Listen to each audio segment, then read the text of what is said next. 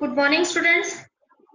Let's start our chapter number 4, climate, in which we already discussed about the onset of monsoon. Now come to the withdrawal of monsoon. Withdrawal of monsoon, इसे हम retreat of monsoon ही कहते हैं.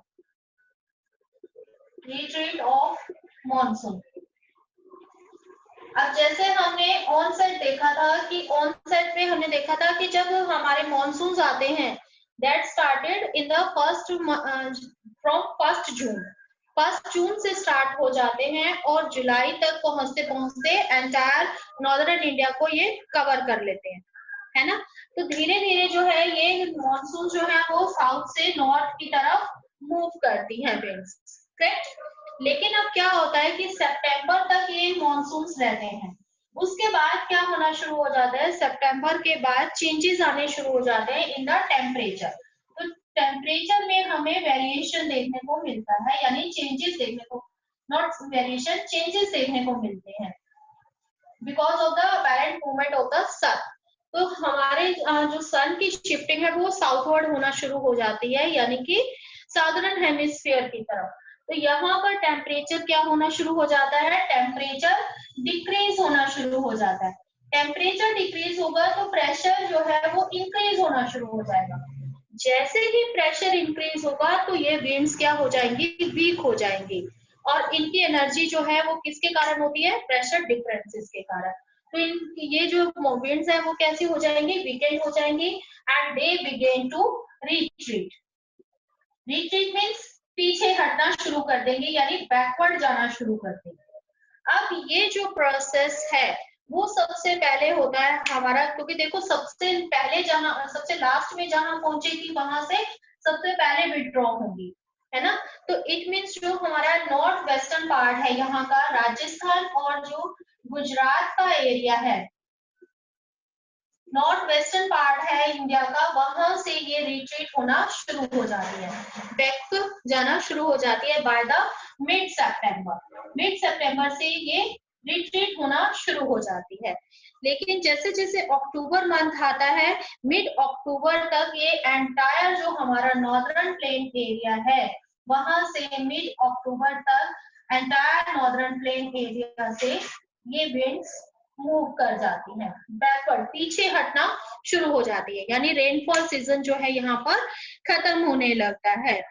तो mostly अक्टूबर तक जो है ये completely जो हमारा नॉर्दर्न पेनिनसुला है हाफ, उससे विड्रॉ कर जाती हैं. फिर जैसे ही नवंबर आता है, यानी दिसंबर आता है, नवंबर दिसंबर, तो दिसंबर में ये एंटायर इंडियन पार्ट से विड्रॉ कर जाती है. अब ये जब पीछे हटेगी, सपोज कि ये जब बैकवर्ड जा रही है,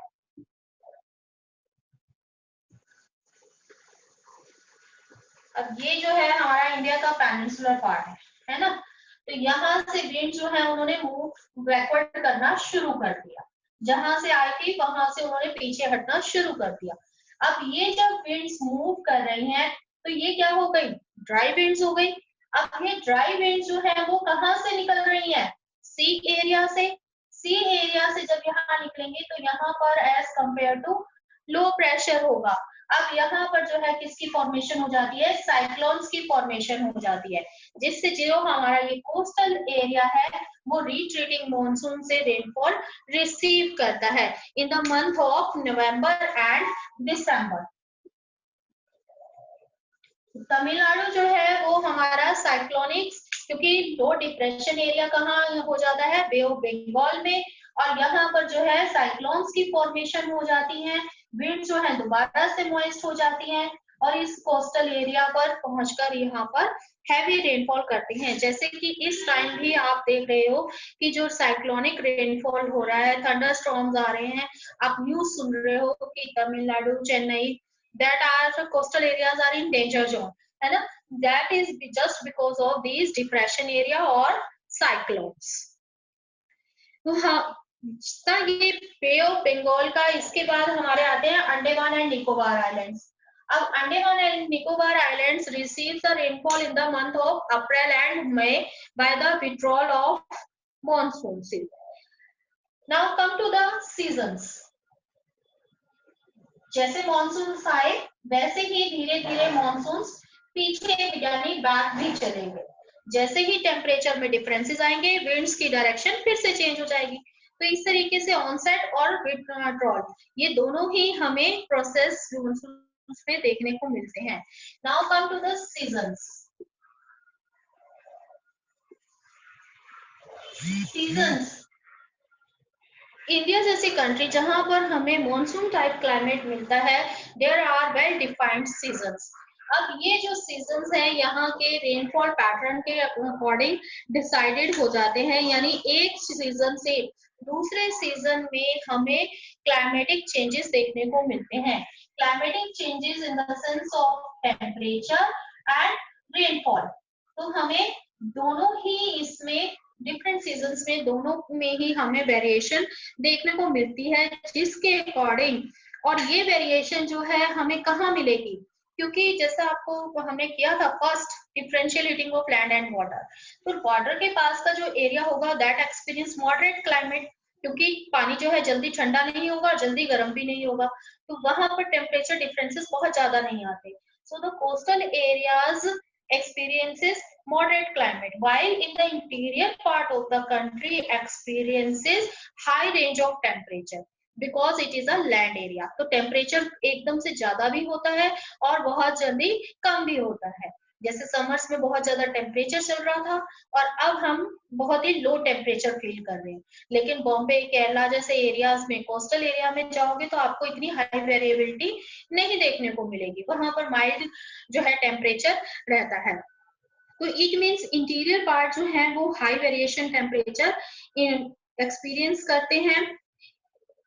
इसके अकॉर्डिंग हम इंडिया के सीजन्स को 4 सीजन्स में हम डिवाइड कर सकते हैं। There are 4 seasons according to the variation of temperature and rainfall. First is the cold weather season. Cold weather season. Second is the hot weather season.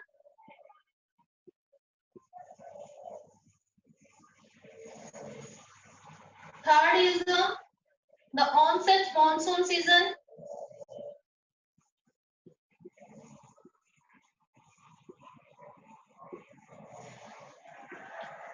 And fourth is the offset monsoon season.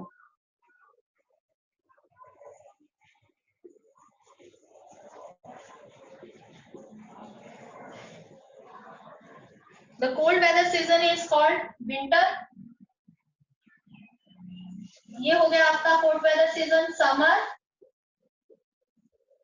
Third है आपका onset monsoon means rainy season, और last is the offset monsoon season यानी कि post rainy season. किसी भी name से आप इनको डिनोट कर सकते हैं। अब इन 4 सीजन्स में क्या टेम्परेचर, क्या रेनफॉल कंडीशंस हैं, क्या वेरिएशन हमें दिखाई देता है, किस तरीके की क्लाइमेटिक कंडीशंस इंडिया में प्रिवेल होती हैं ड्यूरिंग दीज डिफरेंट सीजन्स, ये सारा हम 1 by 1 इन सीजन्स में हम डिफाइन करेंगे। So come to the first season, the cold weather season, that is called winter. अब देखो, अभी हमने जो ऑनसेट मानसून्स किया था उसमें हमने किया था कि सितंबर तक हमारे यहाँ पर क्या होती है, रेनफॉल होती है। तो अक्टूबर में जो है विड्रॉल होना शुरू होता है, तो उसके बाद जो है हमारा विंटर सीजन आता है, that is from mid November to February. Mid November से फरवरी तक का सीजन हम कोल्ड वेदर सीजन या विंटर कहते हैं। इनमें भी हमारा जो दिसंबर एंड जनवरी मंथ है, that is the coldest month. Coldest month हम इनको काउंट करते हैं। अब यहाँ पर जो है टेम्परेचर में हमें वेरिएशन देखने को मिलता है। टेम्परेचर मीन्स कि यहाँ पर जो नॉर्दर्न प्लेन एरिया है, नॉर्दर्न प्लेन एरिया में जब टेम्परेचर ईस्टर्न चेन्नई है, चेन्नई के ईस्टर्न कोस्ट पर हमें टेम्परेचर 24 to 25 डिग्री सेल्सियस तक का देखने को मिलता है। अब वेरिएशन की बात कर रहे हैं हम टेम्परेचर कंडीशन। टेम्परेचर कंडीशन में क्या वेरिएशन देखने को मिलती है? जैसे अभी मैंने आपको बताया कि जो कोस्टल एरियाज हैं that experiences moderate type of climate, temperature ranges बहुत कम रहते हैं, यानी समर और विंटर के टेम्परेचर में बहुत ज्यादा डिफरेंस वहां पर नहीं होता। तो चेन्नई एक तरफ जब 24 to 25 degree Celsius temperature receive कर रहा होता है या एक्सपीरियंस कर रहा होता है, तब नॉर्दर्न प्लेन्स में जो टेम्परेचर है, नॉर्दर्न प्लेन में टेम्परेचर जो है वो कितना होता है, 10 degree to 15 degree Celsius temperature आ रहा होता है। तो यहाँ पर जो है हमें टेम्परेचर रेंजेस यानी इंटीरियर पार्ट में, जैसे जैसे हम इंडिया के साउदर्न पार्ट से नॉर्दर्न पार्ट में जाएंगे, टेम्परेचर में हमें डिक्रीजेस जो है वो सबसे ज्यादा मिलेगा। कोस्टल एरिया में ये टेम्परेचर वेरिएशन कम मिलता है। इसके साथ साथ जो एरियाज हैं, ये एरियाज कैसे होंगे, यहाँ पर विंटर्स कैसी होंगी, दैट आर कैरेक्टरिस्टिक्स। आप देखेंगे कि क्या कैरेक्टरिस्टिक्स है विंटर्स की।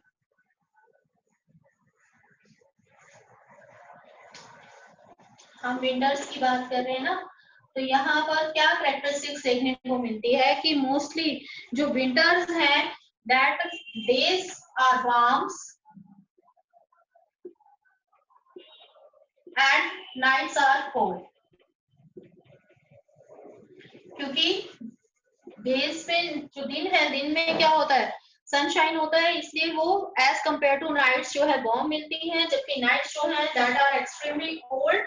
And the second is frost is common in the northern part. Frost जो है वो हमें पाला जिसको हम कहते हैं, यहाँ पर हमें पाला जो है वो नॉर्दर्न पार्ट में कॉमनली देखने को मिलता है। थर्ड, जो हमारे हिमालयन रीजन है, यानी कि जो हमारे हिली एरियाज हैं, हिमालयन रीजन में हमें क्या देखने को मिलता है, यहाँ पर विंटर्स में snowfall. These are the common features in winter in the northern plain areas. अब होता क्या है कि यहाँ पर विंटर्स में हमने किया था, अभी स्टार्टिंग में आते हैं फिर से कि जो विंटर्स हैं उसमें कौन सी विंड्स प्रिवेल करती हैं, नॉर्दर्न ट्रेड विंड्स प्रिवेल करती हैं। अब ये ट्रेड विंड्स कहाँ से आ रही हैं, नॉर्दर्न साइड से, एशिया की साइड से आ रही है। तो एशिया की साइड से आ रहे हैं, ये सारा एरिया कैसा है, लैंड मास एरिया है। तो विंड जो है वो लैंड टू सी, नीचे की और साउथ की साइड हमारा क्या है, इंडियन ओशन। तो ये विंड जो है वो लैंड टू सी चलती हैं। अब लैंड टू सी चलेंगी तो इट मीन्स इनके रास्ते में मॉइस्चर तो आया ही नहीं। अब यहाँ पर मॉइस्चर नहीं होगा तो ये विंड्स कैसी होंगी, these are dry and cold winds. Clear कि यहाँ पर ये हमारा सीजन कैसा होता है, ड्राई सीजन होता है।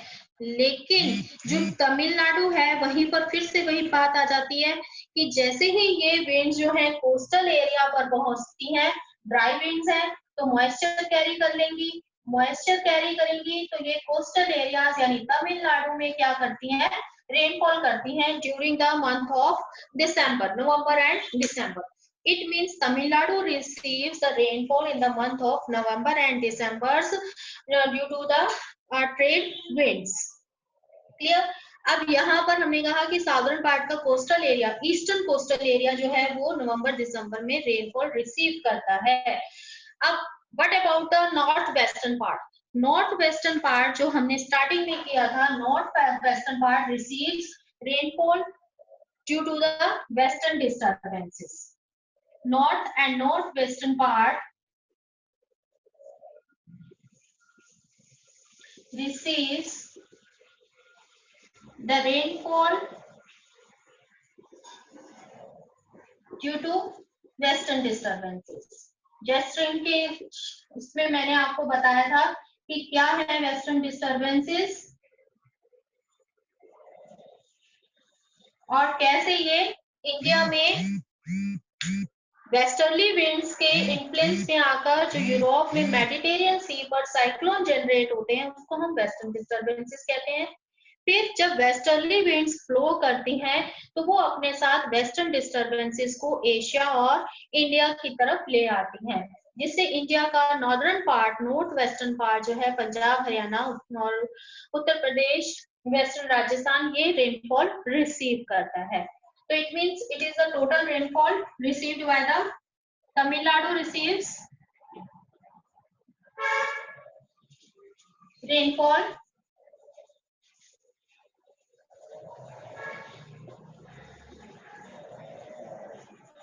in November and December by the cyclones. Clear कि विंटर्स में जो इंडिया में हल्की फुल्की रेनफॉल होती है वो किसके कारण होती है, साइक्लोन्स के कारण रेनफॉल रिसीव करता है इंडिया।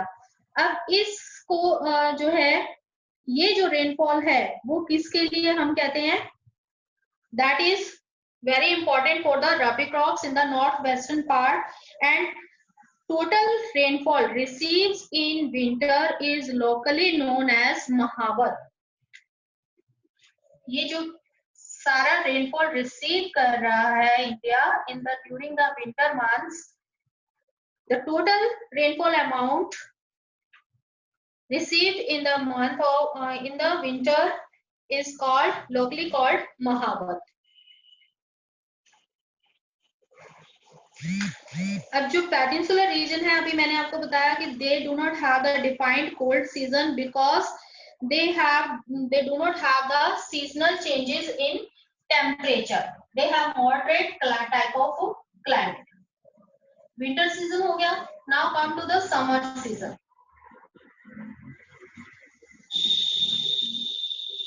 सेकेंड है हमारा समर सीजन।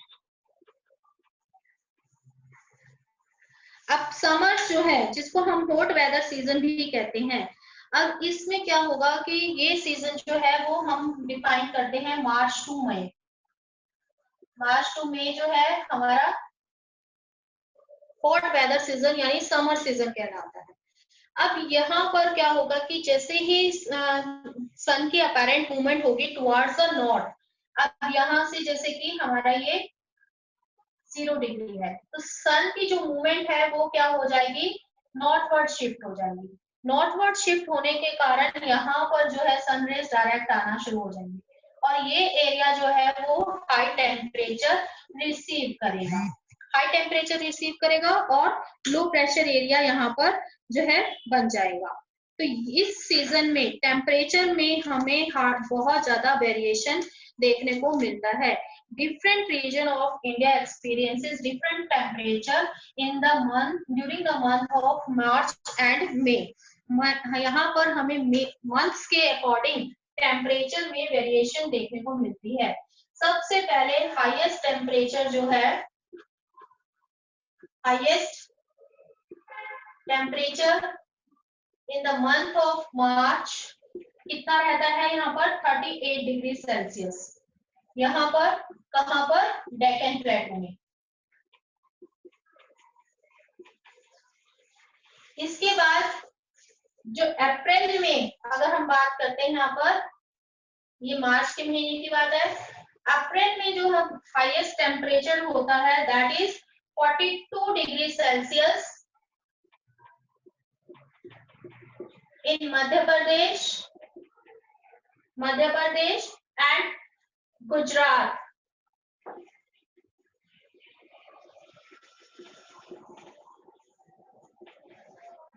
इसके बाद अगर हम बात करें मई की, तो मई में जो हाईएस्ट टेम्परेचर है that is 45 degree Celsius in the north western part of country.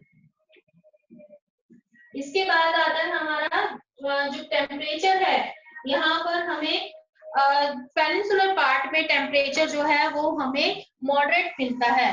अगर हम पेनिनसुलर पार्ट की बात करते हैं जैसे अभी मैंने बताया, तो वहां पर हमें मॉडरेट टेम्परेचर मिलता है। तो आपने देखा कि जैसे जैसे मंथ्स के वाइज भी जो है मंथ्स इंक्रीज हो रहे हैं तो टेम्परेचर भी इंक्रीज हो रहा है because of the apparent movement of the sun.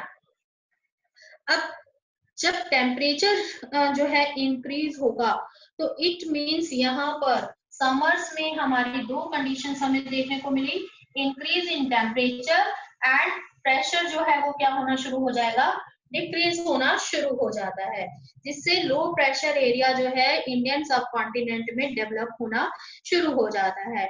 Thar deserted area से लेकर पटना तक, छोटा नागपुर प्लेटू, ये सारे रीजन जो हैं वो लो प्रेशर एरिया में कन्वर्ट हो जाते हैं। इसका जो मेन हमें एक फीचर देखने को मिलता है समर्स का, that is loo. Loo are the locally blowing winds. Local यानी लोकल विंड्स क्या होती है, जो कुछ 100 किलोमीटर या 1000 किलोमीटर तक चलती हैं और कुछ टाइम के लिए होती है। तो हम देखते हैं कि समर्स आती हैं तो जून के मंथ में हम लू जो है फेस करते हैं, जिसके कारण आपके यहाँ पर समर वेकेशन हो जाते हैं। अब ये लू कैसी होती है, बहुत ही डस्टी, स्टॉर्मी और वार्म विंड्स होती हैं, ड्राई विंड्स होती हैं, है ना। अब यहाँ पर जब कभी कोई पर्सन इन लूज के डायरेक्ट कांटेक्ट में आता है, दे कैन बी फैटल, वो बेहोश भी हो जाते हैं, इवन जो बहुत ही वीकर पर्सन हैं उनकी डेथ भी हो जाती है। तो लू is the common feature of the summer season in the north and north western part of the country.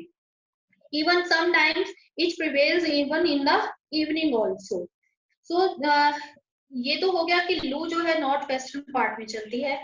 इसके साथ साथ यहाँ पर हमें देखने को मिलता है कि जो हमारे जून के महीने में कुछ थंडर स्टॉर्म जो हैं यहाँ पर स्टार्ट हो जाते हैं। ये थंडर स्टॉर्म अपने साथ क्या लेकर आते हैं, थर्ड फीचर आपको मैंने बताया थंडर स्टॉर्म। ये थंडर स्टॉर्म अपने साथ क्या लेकर आते हैं, रेनफॉल, हल्का लिटिल रेनफॉल लेकर आते हैं। ये लिटिल रेनफॉल जो है वो क्या ले आता है, टेम्परेचर को स्लाइड डिक्रीज कर देता है और थोड़ा सा हमें क्या मिलता है, रिलीफ मिलता है। टेम्परेचर डिक्रीज हो जाता है just because of this thunderstorm.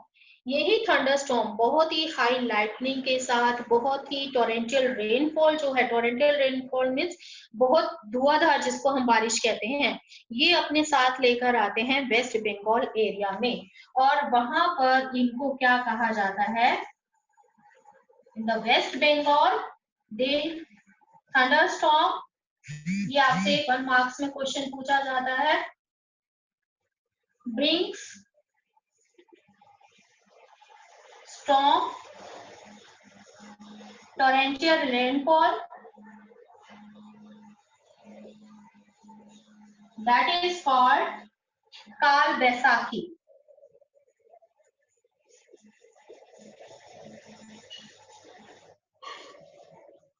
इस फिनोमिना को वेस्ट बंगाल में क्या कहा जाता है, काल Baisakhi.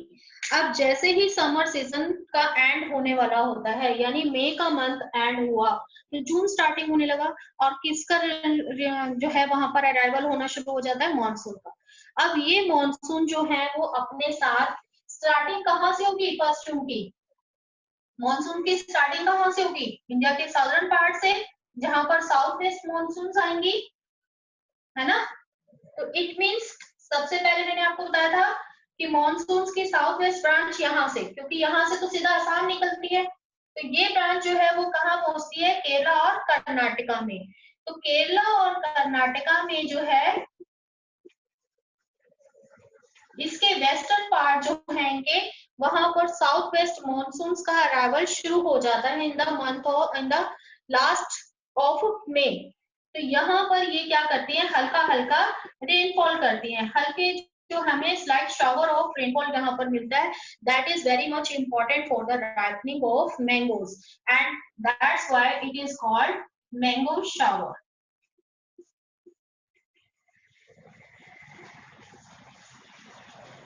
The rainfall, the light rainfall received by the Kerala and Karnataka in the end of May or in the starting of June, which is very important for the ripening of mangoes, that is called mango shower.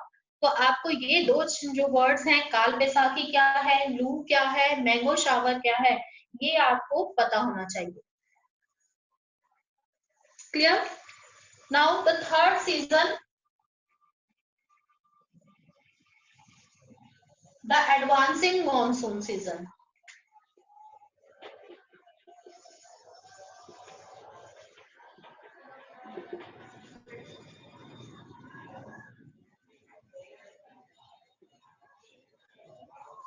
जिसको हम onset monsoon season भी कह सकते हैं, rainfall season भी कह सकते हैं, रेनी सीजन। तो ये हमारा रेनी सीजन, रेनी सीजन जो है वो हमने कहा था कहां से कब तक होता है, जून टू सितंबर।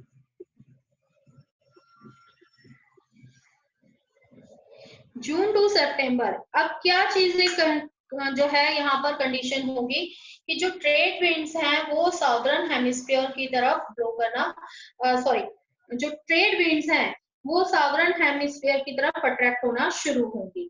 अब यहाँ से क्या होगा कि ये जो ट्रेड विंड्स हैं ये हमारा साउदर्न हेमिस्फीयर है, ये नॉर्दर्न हेमिस्फीयर है। तो ट्रेड विंड क्या होगा कि जो हमारा ITCZ है वो नॉर्थवर्ड शिफ्ट हो जाता है।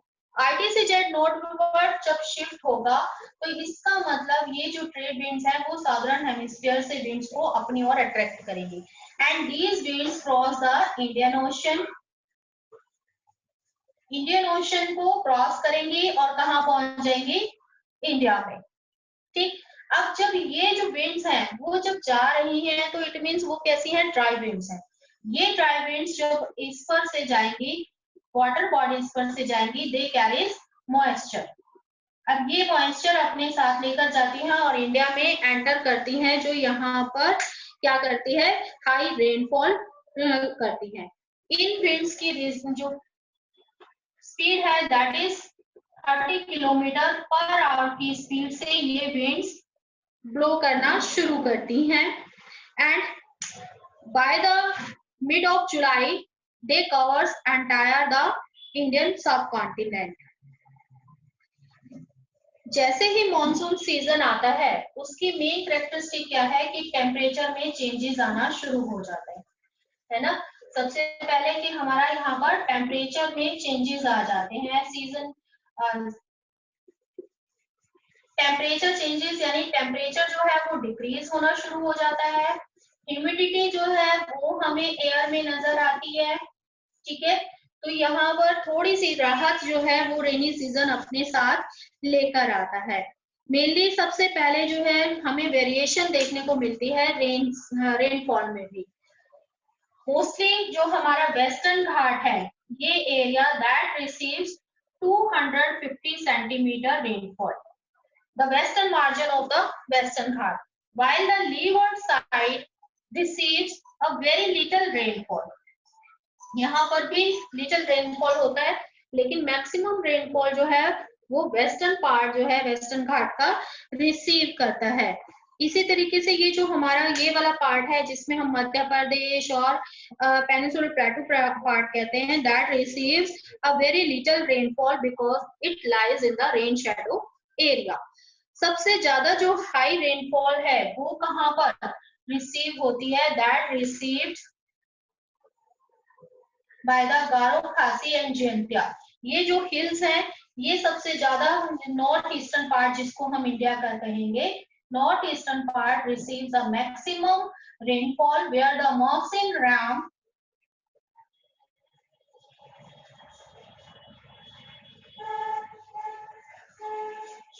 which is in Khasi Hills receives the highest rainfall in the world। Mawsynram जो है वो एक ऐसा प्लेस है जो खासी हिल्स में है, वो इंडिया का नहीं बल्कि वर्ल्ड का सबसे हाईएस्ट रेनफॉल रिसीविंग एरिया है। बट जैसे कि मैंने आपको बताया था कि due to the presence of these hills and Himalayas the monsoon winds moves towards the west, तो इट मींस ये ईस्ट से वेस्ट जा रही है। जैसे जैसे ये ईस्ट टू वेस्ट जाएंगी रेनफॉल अमाउंट क्या होता जाएगा, कम होता चला जाएगा, क्योंकि यहाँ अभी इनके पास पूरा मॉइस्चर है, ज्यादा रेनफॉल कर दिया। जैसे जैसे आगे जाएंगी इनके पास मॉइस्चर कम होता जाएगा। तो जैसे जैसे ईस्ट टू वेस्ट यानी यहाँ पर हम गंगा प्लेन तक ये जब पहुंचती हैं तो यहाँ पर क्या हो जाएगा, रेनफॉल अमाउंट डिक्रीज होता चला जाएगा। और वेस्टर्न राजस्थान तक या पंजाब हरियाणा उत्तर प्रदेश तक it reaches only 50 to 70 centimetre rainfall. Clear. अब इसमें भी हमें दो फिनोमिनास देखने को मिलते हैं रेनी सीजन में। एक तो है break of monsoon, that is very well defined feature of the rainy season. Break of monsoon. अब आपने देखा होगा कि ये जो 4 महीने हैं बारिश के, उनमें हर दिन तो नहीं बारिश होती रहती, कुछ दिन बारिश आती है, फिर उसके बाद कुछ दिन ऐसे आते हैं जब बारिश बिल्कुल नहीं आ रही होती। That is called break of monsoon. तो ब्रेक ऑफ मॉनसून अपने साथ दो चीजें लेके आता है, एक तो वेट स्पेल और दूसरा होता है ड्राई स्पेल। वेट स्पेल का मतलब क्या है, जब कंटिन्यूअसली रेनफॉल हो रहा है कुछ दिन, ठीक है, तो continuously rainfall for several days, तो उसको क्या कहेंगे, वेट स्पेल। जब यही रिवर्स हो जाए, कंटिन्यूअस ड्राई या continuous no rainfall for several days, that is called dry spell. So break of the monsoon is defined as the wet spell and the dry spell. तो जो India के जो country है, अब ये जो ड्राई स्पेल और वेट स्पेल है, that is all because of the monsoon trough. Monsoon trough हमने कल पढ़ा था, ये जो मॉनसून ट्रफ है दैट शिफ्टेड नॉर्थवर्ड और southward due to the apparent movement of the sun. इसीलिए कभी जो है मॉनसून वीक हो जाते हैं, कभी मॉनसून जो है वो बहुत अच्छे आते हैं। जैसे ही ये ड्राई ट्रफ जो है वो साउथवर्ड शिफ्ट होता है, तो यहाँ का जो प्लेन एरिया है वो अच्छे मॉनसून रिसीव करता है, यानी हाई रेनफॉल रिसीव करता है। लेकिन ये जैसे ही ये ट्रफ ऊपर नॉर्थवर्ड हिमालयन रीजन की ओर शिफ्ट हो जाता है, तो हिमालयन रीजन जो है वो हाई रेनफॉल रिसीव करता है। So the rainfall or the break of the monsoon is highly depend upon the monsoon trough or the shifting of the monsoon trough towards the north or south. अब monsoons जो है जब high mountainous areas में आते हैं, तो यहाँ पर जितनी रिवर्स हैं they receives high rainfall, they receive high rainfalls and causes flood in the plain area also, which create great loss to the property and the life. जब हिमालयन रीजन में रिवर्स में बहुत ज्यादा पानी ओवरफ्लो हो जाएगा due to the high rainfall, they causes floods in the plain area also.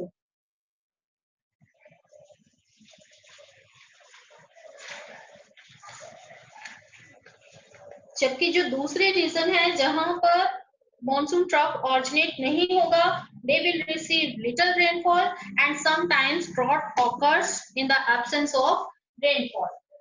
Next season जो है वो हम कल करेंगे, द लास्ट नेक्स्ट लेक्चर में हम नेक्स्ट सीजन डिफाइन करेंगे। फिलहाल के लिए इतना ही।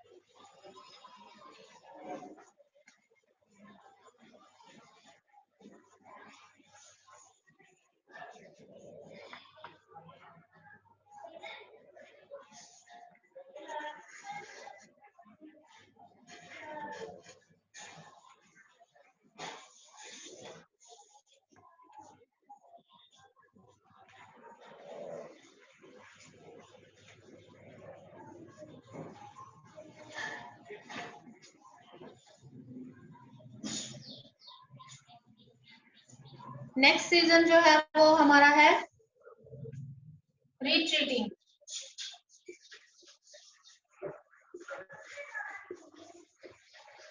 Retreating monsoon season. अब रिट्रीटिंग मॉनसून सीजन कौन सा हमारा कहलाता है, October to November. October to November is the retreating monsoon season, जहां पर लो प्रेशर कंडीशंस जो है वो नॉर्दर्न पार्ट में वीकर होना शुरू हो जाती हैं और जो विंड्स हैं वो बैकवर्ड मूव करना शुरू करती हैं।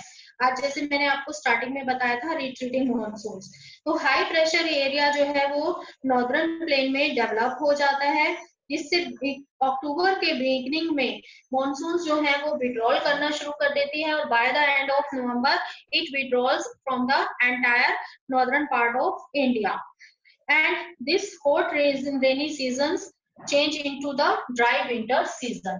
जो हॉट रेनी सीजन होता है वो किस में कन्वर्ट हो जाता है, हमारा ड्राई विंटर सीजन की कंडीशंस वहां पर आ जाती हैं। ये मंथ कैसा होता है, जब हमारे जो डेज हैं that are warm and nights are quite cold. Nights जो है वो रिलीफ वाली होती है, यानी कि दे आर क्वाइट कोल्ड। हल्का मॉइस्चर जो है यानी ह्यूमिडिटी जो है इस टाइम भी प्रेजेंट होती है। Humidity is also present in this months. Sky are clear, clear sky हमें जो है इन मंथ्स में मिलता है। तो यहाँ पर हमें अक्टूबर के मंथ में हाई टेम्परेचर और humidity, high temperature and humidity की कंडीशन मिलती है। High humidity in October, that is called October heat, जिसको अक्टूबर हीट के नाम से कहा जाता है। तो यहाँ पर क्या होगा कि जो लो प्रेशर एरिया है वो क्या हो जाता है, बे ऑफ बंगाल पर ऑरिजिनेट हो जाता है, जिससे वहां पर ट्रॉपिकल साइक्लोन्स की फॉर्मेशन होती है। और ये ट्रॉपिकल साइक्लोन्स जो हैं वो इंडिया के ईस्टर्न पार्ट में स्ट्राइक करते हैं। जो ईस्टर्न कोस्टल एरियाज हैं यहाँ के, वहां पर ये रेनफॉल लेकर आते हैं।